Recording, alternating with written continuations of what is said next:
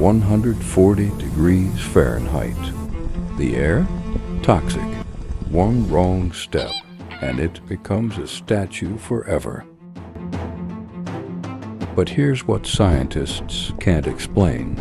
Thousands of animals choose to live here, on active volcanoes, where the ground can explode at any moment. What you're about to see will change everything you thought you knew about survival, because these creatures, they're not just surviving, they're thriving in Earth's deadliest places. And the reason why, it's more terrifying than the volcanoes themselves. Lake Natron, Tanzania, beneath Mount Ol-Doinye Lengai, the only volcano on Earth that erupts black lava. The water here is so alkaline it can burn human skin on contact. The temperature? Hot enough to boil an egg. The smell? Pure sulfur, like 1,000 rotten eggs. Yet 2.5 million lesser flamingos breed here. Nowhere else on Earth. Why would any animal choose this death trap? The answer is brutal, because nothing else can. Predators can't survive the toxic water. Competitors can't tolerate the heat. The flamingos have turned hell into a fortress. But there's a cost. Watch this. When chicks fall into shallow pools, the alkaline water calcifies around their legs. They become living statues, unable to move, slowly dying. The parents can't help. They can only watch. This is the price of safety. And 75% of all flamingos on Earth pay it. But flamingos aren't alone in this volume. The Galapagos Islands, built entirely from underwater volcanoes, still active, still deadly.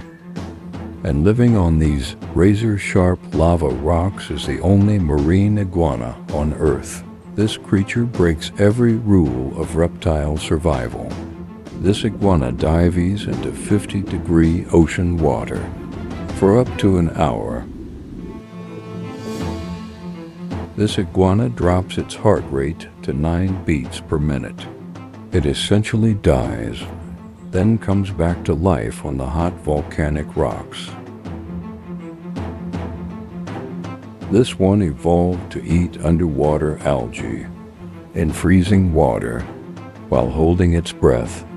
But here's the most shocking part. When food is scarce during volcanic eruptions, these iguanas do something no other vertebrate can do. They shrink, not just lose weight. They actually shrink their skeleton. Their bones get smaller. They can lose 20% of their body length. Then, when food returns, they grow back. Scientists have no idea how this is possible. But the volcano gives them no choice. Adapt the impossible or die. And the iguanas aren't the only ones gambling with fire. Jigakudani, Japan. The name translates to Valley of Hell.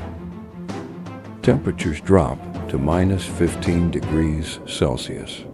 Snow covers everything. Food is scarce. And in the middle of this frozen wasteland, volcanic hot springs bubble at 40 degrees Celsius. This is where Japanese macaques, snow monkeys, have learned to survive. But this isn't just about staying warm. This is about society. Only high-ranking females and their babies get prime spots in the hottest pools.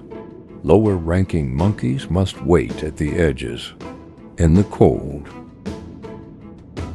The volcano has created a class system, but there's a darker side.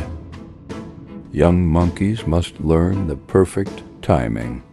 Stay in too long and they overheat. get out too soon, and they freeze. Every year, juveniles die from getting it wrong. The volcano is both savior and executioner. But life here comes with a gamble. Each year, animals misjudge the thin crust that hides boiling acid just below the surface.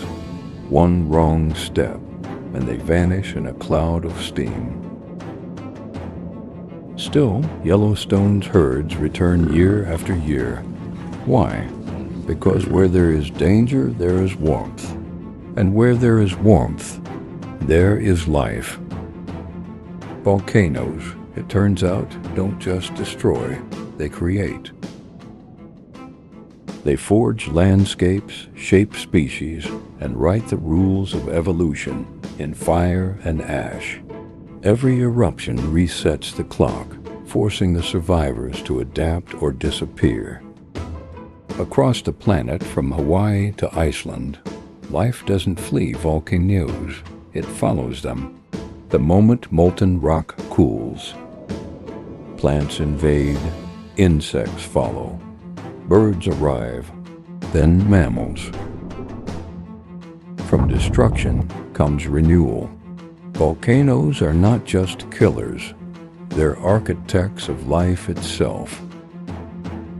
Without them, there would be no fertile soil, no continents, no evolution as we know it. From the deserts of Tanzania to the peaks of Japan, these creatures have mastered the unthinkable. They've turned death into survival, chaos into balance, fire into home. So the next time the earth erupts, remember, it's not just ending something. It's beginning everything.